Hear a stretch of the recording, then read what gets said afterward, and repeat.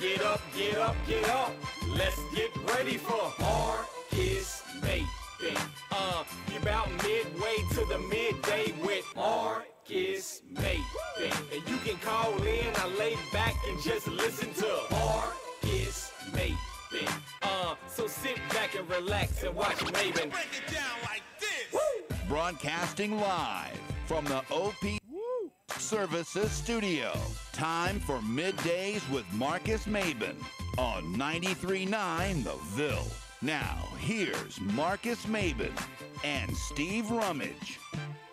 Welcome back. It's Midday with Marcus Maben. 8150 93.9 is the number. 93.9 is the station. It's a Wednesday. It's a beautiful Wednesday. I got too much to talk about, so let's get it started. Steve Rummage in the building, Brian Hall in the booth. One day closer, baby. One day. I am counting the hours, the nights, the days, the minutes, the seconds. I'm The millisecond. I'm attempting to make a child come into the earth in the next. Thought you already did that 9 months ago. No, Steve. I did that part of it, but now I need the Don't child start the to show like that. physically That was my fault, come sir. out. Yeah. You're trying to will the child Yes. Yes. So things are kind of. I woke up out. Are you this stressing morning. out your wife? Maybe I woke up this morning and she was in the bathtub because her back was hurting, and I was like, "Well, this is good. This is good. The more pain, Does the she better." have one of those pillow bathtub things? Another little air pillow? No, we got a jacuzzi tub. She just kind of props up in there. I don't know. I got. I don't even want that. I know. Yeah, I got. It was awful. I was like, oh, are we doing a water birth? Yes. Like, whatever. Let's go. So, but you know, C. I know. H. I am trying. A R I T Y. Come on, push it. Charity. Push it. Grab the hindquarters. Let's get it going. Now see. What? Brian Hall in the booth. Brian, what's going on, my man? Hey, well, all I got to say is Richard Owens, welcome aboard. Jump on board. Come on, Jalen Smith, jump on back on board. Come on, because this train's still rolling forward, and we're still going straight towards Orlando right now. It's moving. Richard Owens. It's moving. You want to just start right there? Sure. Richard Owens. Get it off your plate. Get it off your chest, Steve. Okay. Get it off your plate right now. We'll never have to revisit again. I know Steve Rummage. And I know Steve Rummage had a bit of a rooting interest, in the hirings that took place. Mm-hmm. Now, Steve, I'm going to give you the opportunity to get it off your chest and go ahead and say, yeah, I thought it should have been Kalanickis, but I'm okay with Richard Owens. Do it right now. Who you mean, Pete? Yes. Oh, I'm sorry, Pete Knox. Yeah. You know what I meant. No, I mean, I don't mind Richard Owens. I think it's good. He played here. Same deal as Pete. I think he's played here. He was good. Richard Owens, Ronnie Gent, they did their thing. I was in school with them. Yes. I feel much better about that.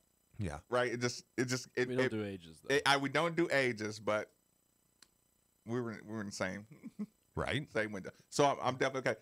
So you're not going to take it personal. You're not going to wait till the tight ends do something and say, no, absolutely.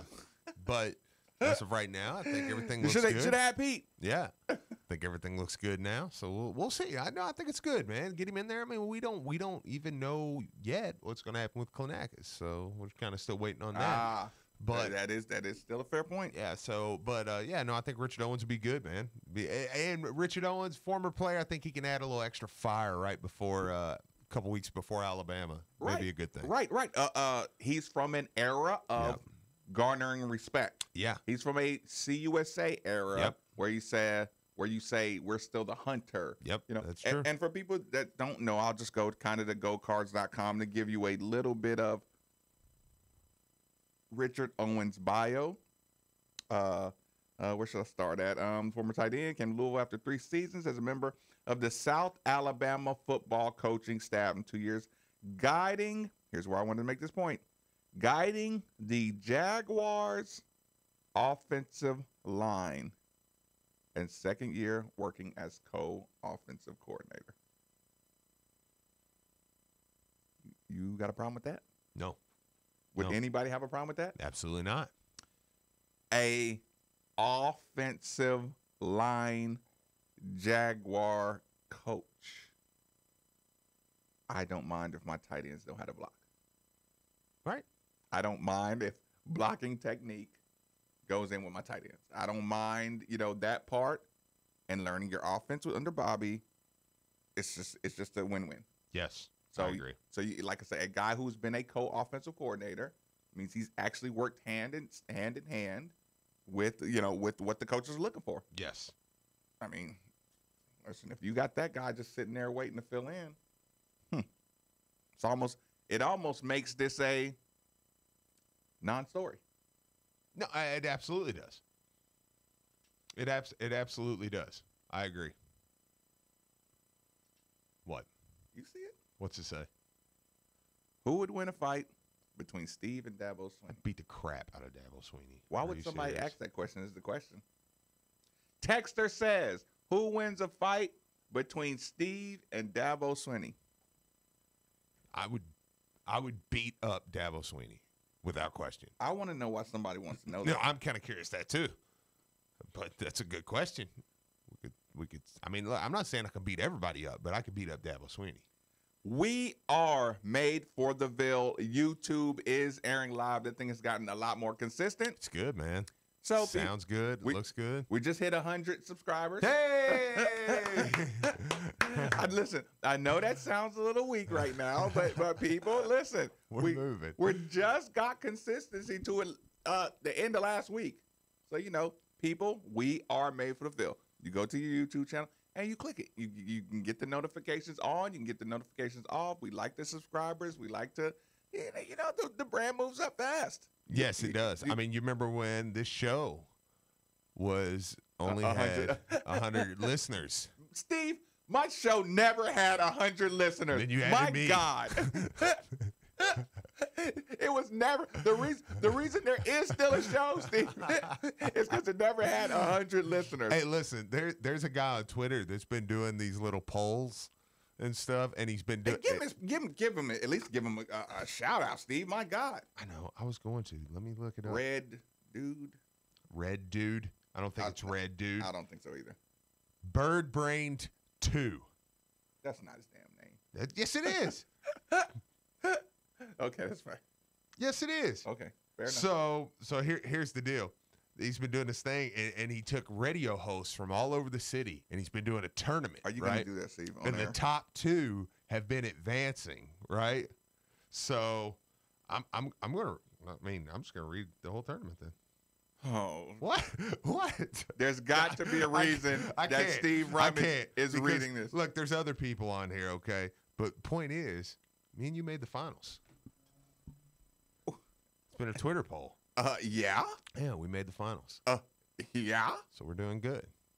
Steve, I got put in the bracket of death. You got a roller. You had probably one real competition. Andy was in mine. Like I said, you had one hard matchup. I had to deal with Diener. Well, currently in this, we're MR. No, I'm sorry, we're in the semifinals. Now, jeez. Yeah, we're in the semifinals. So jeez, you put me in there with Diener and TBG and goodness you gracious. won. Yeah.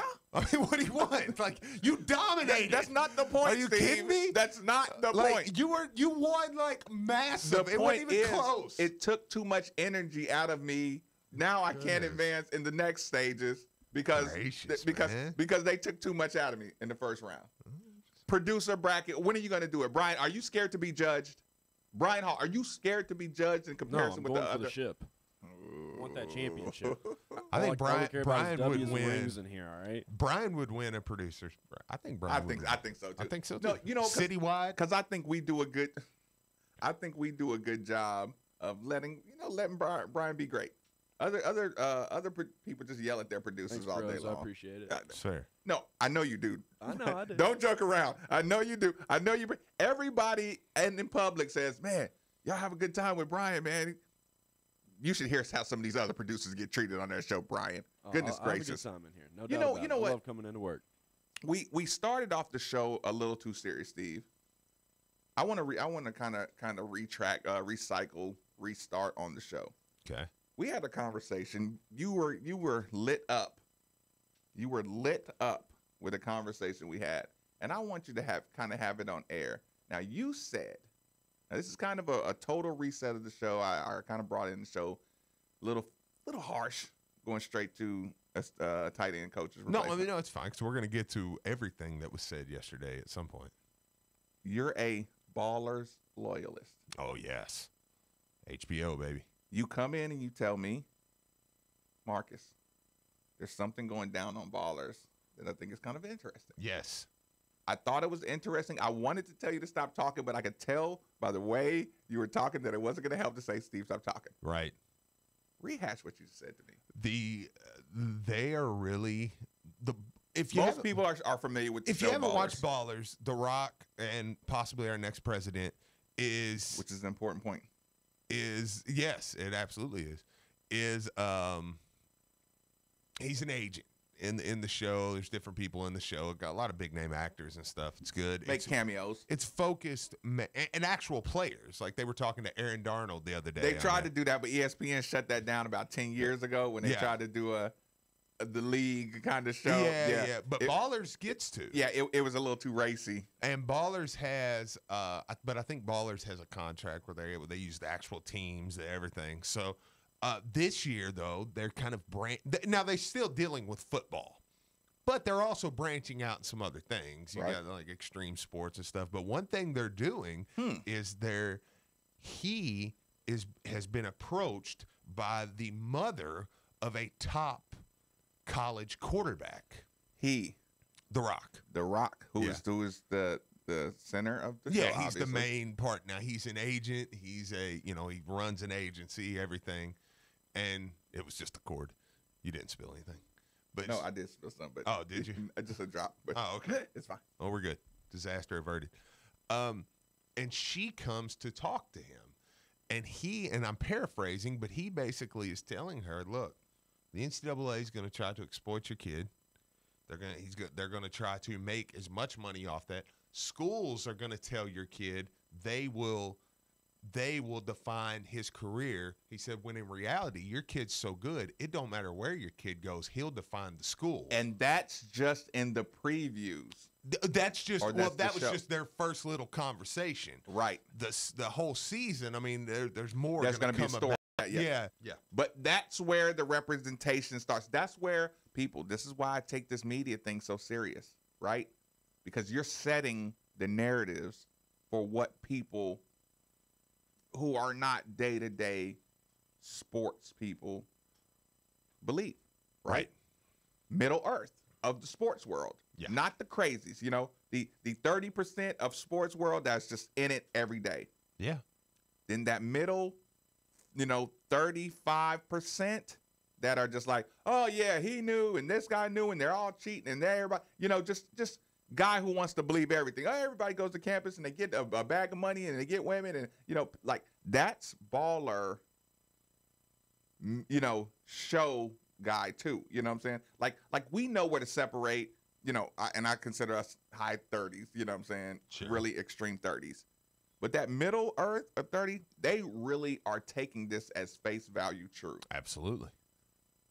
Now, when you take a huge percentage of the sports viewing population and begin presenting narratives from The Rock, and listen, don't shy away from it. Rock is on his 10-year political plan, Oh yeah, like absolutely. he's on his Arnold Schwarzenegger. He's taken roles that he can be extreme but send a message. Like he is, whether he's president or not, he will be in some sort of political office. He's a policy influencer. Yes, moving forward. Absolutely. $1 billion shows, $1 billion movies. He takes it very seriously. Yes. Let that guy get on some of the most popular shows and start taking the NCAA to task. Yeah. And let people, because listen, whether or not you want to believe it or not, Middle Earth trusts Dwayne Rock Johnson. Absolutely. Shoes sell out in one day. Steve Rummage. Trust. I believe in Dwayne The Rock Johnson. Right. Middle Earth, America, trust, what he's saying. Right. He's saved the world too many times. Absolutely. He's saved too many families. Yep. And we eat that up. Yes. I really believe he will save us. You know, in a real life situation. I agree. When he starts normalizing the idea of taking the NCAA to task, presenting the NCAA as an exploitative unit, you don't think that creeps into causes? Yeah. You know, you don't think that, you know, the same thing that hurt Louisville is that Middle Earth has always watched the movie. We watched He Got Game. We watched the recruiting movies for the last 20 years. Every basketball, you know, movie has had dirty recruiting in it, right? Now, Dwayne is bringing top talented kids, and everybody in every town thinks they got a top talented kid. Everybody's going to think their kid is that football player if he's thrown 3 touchdowns at his high school. Yep. It's going to permeate. Yes. So now, start having keep on putting Luke Hancock in front of that, you know, with the lawyer group, with Morgan and Morgan. Yep. Keep on taking the NCAA to task. Uh-huh. Keep on letting that baller show put it out there. Yep. Now, influence happens just like that. Absolutely right, does. Right. That's exactly what I thought last night. Yep. Which is a good thing. Yep. Keep going. In what? Oh, just ball. I mean, that was pretty much the. Yeah. I mean, they of course they're attacking the race issue too. Not attacking it, but they're making it. It was a really good how they kind of wrapped that all into some stuff last night. You stick racial element into X Games. Yeah. You know what I'm saying? Like these stories write themselves. No, they absolutely do. I'll put my house on it. Steve Rummage takes out Dabo Swinney in the first. Dabo whips people like Steve on the way to a fight. Ooh. Oh. Where did that come from? Brian wins 200% statewide easy money. Statewide? Ooh, I like that. Statewide. I don't know if we'd win statewide. I don't know. I don't play the lottery. I missed my opportunity. There you go. Think we'd win statewide? We have a shot. I can sound like the state people. We don't win. We don't win statewide. Boy. Oh no. You don't think that'd be a bloodbath? You don't think there's anybody down in Eastern Kentucky or somewhere? It's like, I love Steve Marks. Steve, I was in the bathroom in Lexington at Commonwealth Stadium watching Jalen. A guy comes up to me and says, "I know who you are." In the bathroom, Steve. Nobody wants to be from you. Listen, I look a lot different than I looked 20 years ago. Yeah. And that guy, I'm talking about hat on, hat low. My head wasn't up. Yep. He looked straight in my face. Played at Louisville. Yep. Oh, and he let the whole world know too. It's my biggest fear. Right. Nobody wants to be from you. Right in the bathroom. Probably that bathroom. God looked right at me and said, Yeah. "I know who you are." You're like, oh. You talk about biggest fears. It's happening. It's happening. I knew this moment would come. I knew it was coming. Hey, man, I'm just here. Listen, I'm just here to see my son. Hey. I mean, Kentucky's got a good team this year. Hey. Look, why do you think I'm up here? You know? Yeah, that's why you change the subject really fast. So, Steve, good news. How about Tyler Hero? How about that? Hey, right? Oh, I guess you cool. Hey, he is good. Jalen Smith. Yes. Great news. Big time news. I don't know. I told you. I don't know. A couple weeks ago, I told you he'd be Convince fine. me, Steve. Well, he said he was going to play, and he practiced yesterday. Well, that was easy. Still 2 weeks. There's a week and a half before the game. I love it. I think he talked yesterday. I mean, he said. He did talk. Yeah, I mean, I think we got a little bit of that sound, too. Actually, you know what? Because we made such a big stink about Jalen Smith. Yeah. Right? Or especially me. Like I said, I'm err on the side of caution guy. You know what? Here, I got it. We can go ahead and roll with that a little 2 weeks following the procedure, so I had the surgery on the 3rd, and so on the 17th, I went and saw the doctor, and she gave me clearance to do almost everything, not fully everything, but pretty much everything, and gave me the okay. Told me that it wasn't really much I could do to affect it, and, unless I'm doing something that I really have no business doing. But yeah, she was like, don't be afraid to take leaps and bounds. Like, you don't have to take it slow. It's all on you from here. See, I mean, that's ready to go. If the doctor's saying, look, you don't have to take it slow, you're fine. It's over. You're good. Go play. What did they? Not supposed to be doing. I mean, like, I need you. Golly. That's good. He's ready to go. Seth Dawkins. You were playing that. Were you playing that, Brian?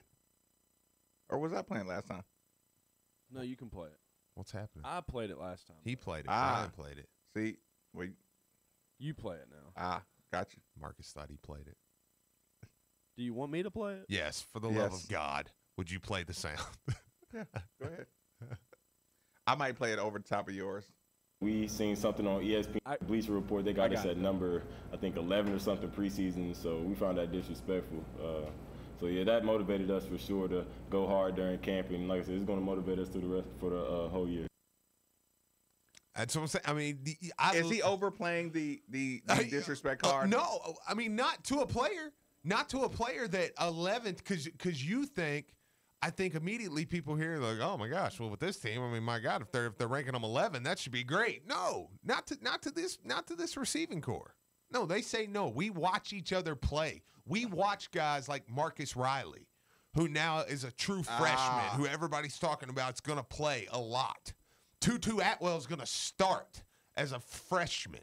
Des Fitzpatrick's going to be a first or second round pick in the NFL draft when he decides he wants to come out, whether that be this year or next.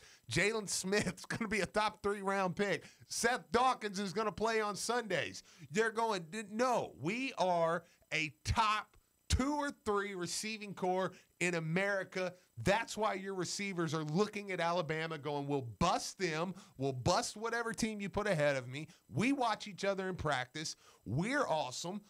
I mean, nobody – no, this. I'm okay with it. They're looking down. They're going, how tall are you, 6'3"? Oh, 6'4", 6'6", 6'3". Oh, 5'10" guys, Tutu Atwell, who will burn you. Okay? Like, no, I don't have a problem with it. I'm all right with it. Sorry. I just get excited. But it's true. I mean, this is a top 2 or 3 receiving core in the country. I was going to ask you, where do you rank this receiving core? I would probably put them 3rd. So are we and like probably West Virginia, actually. I know it sounds crazy. But is West Virginia that high because their quarterback is good? I don't know that their quarterback's all that good. I think that their quarterback is. I mean, I only ask because they're putting him on outside Heisman Trophy. Yeah, well, I think he's kind of a guy that is a sure thing to be decent, so you throw his name in there. But no, I don't know. I mean, I think they come in around 3rd. Riley. Yeah. Freshman. True freshman. I mean, that's Tampa? Jacksonville? He's a Florida kid. I mean, I know he holds a few state records in Florida for sprinting. I mean, he's been doing his thing in practice. So when you say kid's gonna play. Sprinting records in Florida. It's stupid. Sprinting records in Florida. Yeah. Let's get a restart. Midday with Marcus Maven, 8150 93.9 is the number on 93.9 The Ville. Are you ready to get behind the wheel of a UP?